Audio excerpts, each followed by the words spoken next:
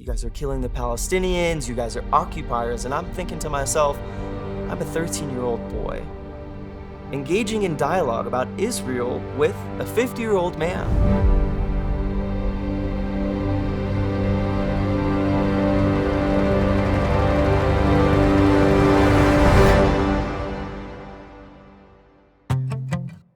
My name is Reah.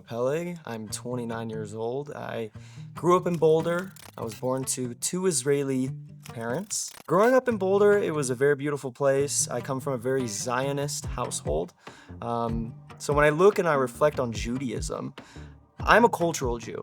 My household, all my family were very, very secular.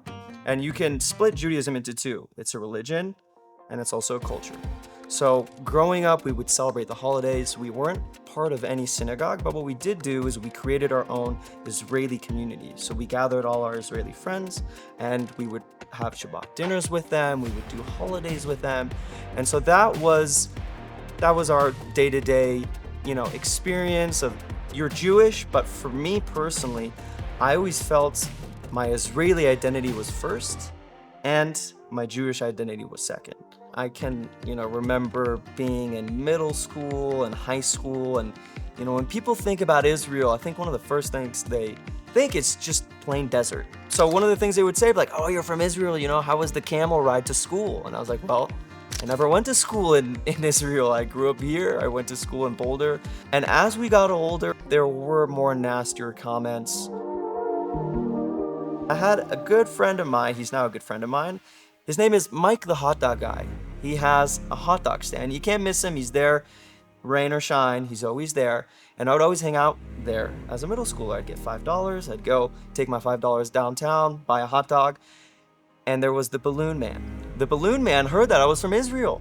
And he started saying very nasty things such as, oh, you guys are killing the Palestinians. You guys are occupiers. And I'm thinking to myself, I'm a 13-year-old boy, engaging in dialogue about Israel with a 50-year-old man. But whenever I had negative experiences like that, I would always go back home and I would tell my parents, like, hey, so-and-so said something about Israel. And many times my parents were like, you know what? You're not gonna be able to change the minds of people. You gotta pick and choose when you want to engage in dialogue.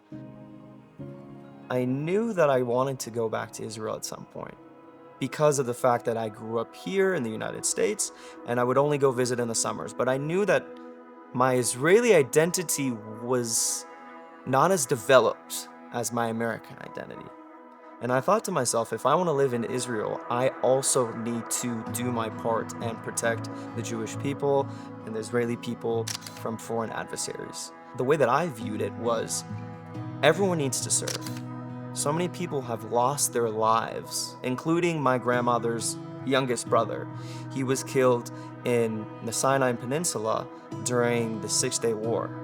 So it's something that was very close to home. We have, in Hebrew, it's called Ruach Tzal. So when you're initially drafted, you get this little, it's this little pamphlet. So you always have it in your front pocket, and it's a little pamphlet with all the ethics, the moral ethics of being an IDF soldier, right?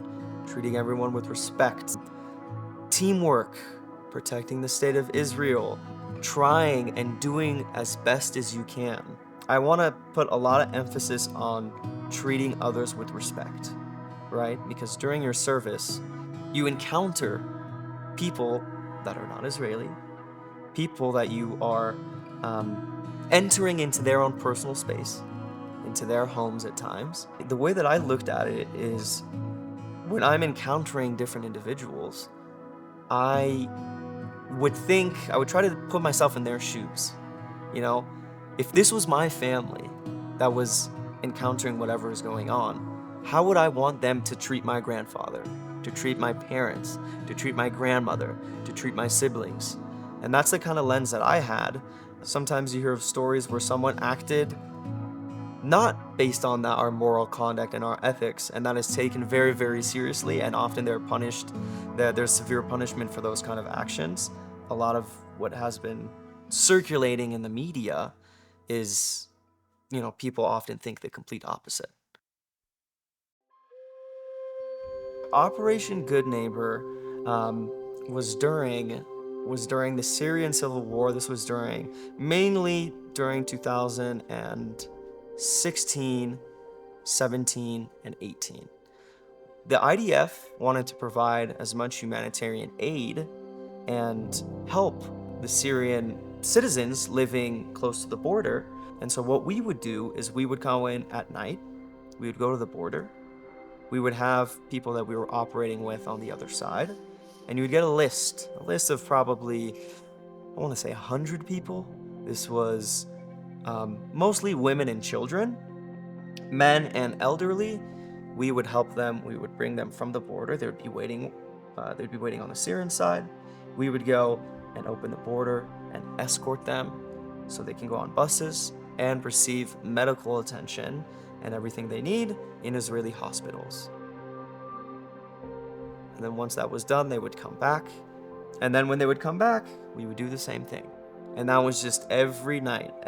Many times people don't understand that Israel helps countries out or helps different people that are not necessarily Jewish. And that's something that is very, very important to the IDF, but is often not highlighted in the media. It's not something that you would hear. But I think out of my entire service, that was the most rewarding part of my service. And that had nothing to do with Israelis or Jewish people.